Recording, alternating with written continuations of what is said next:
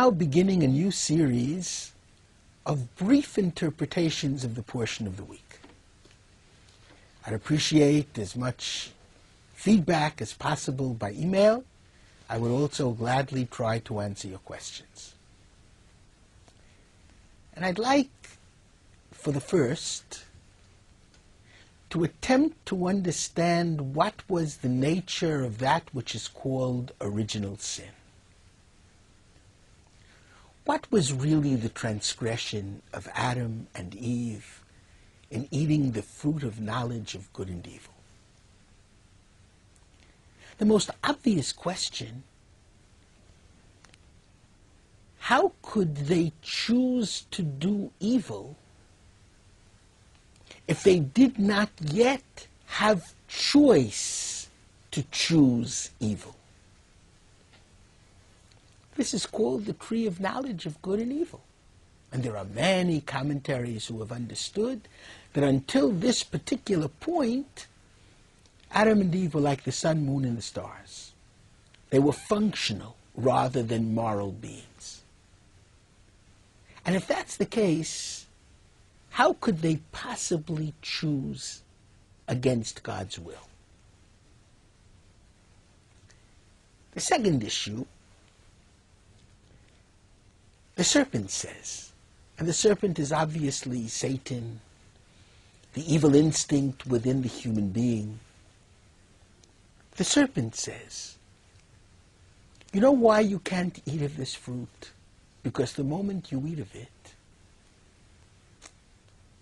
you will become like God.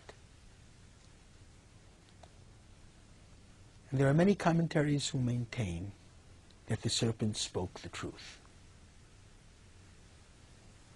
What exactly does that phrase mean? I believe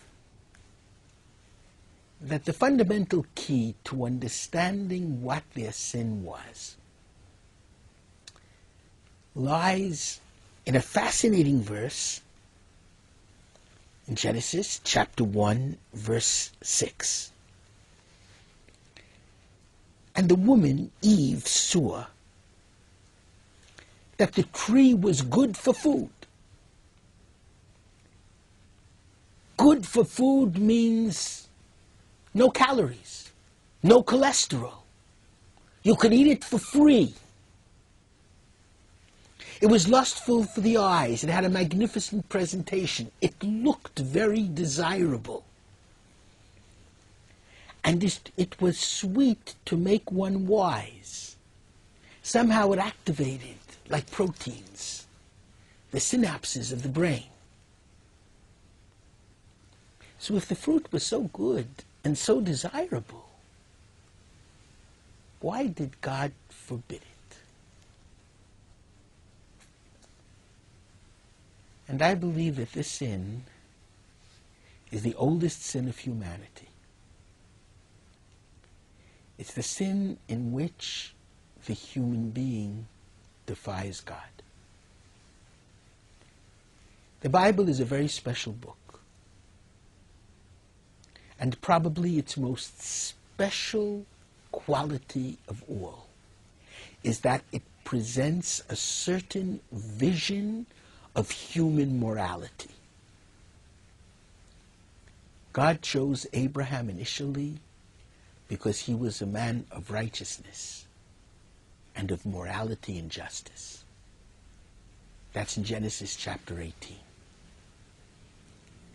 And the greatest moral list ever known to humanity, which has never been duplicated throughout history, is the Ten Commandments, which is the basis of morality for all humanity.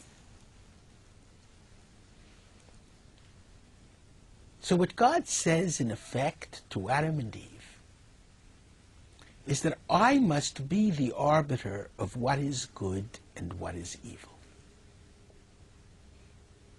You cannot become that judge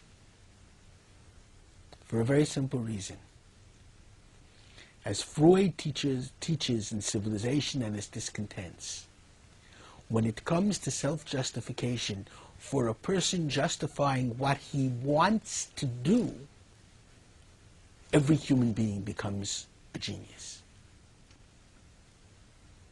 So therefore, Adam and Eve were created with the power of choice. And God sets up a tree, the fruits of which objectively looked good, tasted good, had good effect.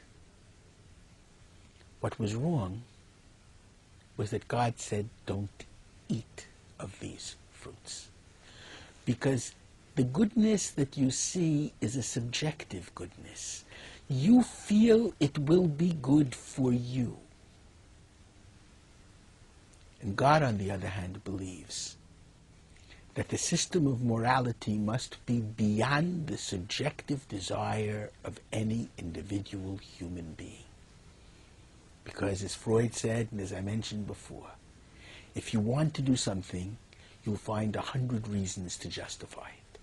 Even if when someone else does the same thing, you'll be the first to roundly condemn it. What is postmodernism? Postmodernism declares that there is no such thing as absolute good and absolute evil. You have to begin to think, is it good for that individual or is it bad for that individual? And even if they are terrorist bombers, if they claim they are freedom fighters, postmodernists defend their right to set off bombs and murder innocent human beings. The story of the fruit of the Garden of Eden was against postmodernism. There is an absolute morality of good and evil. Thou shalt not murder. Thou shalt not steal. Thou shalt not commit adultery. And without that absolute morality and law, humanity as we know it cannot endure.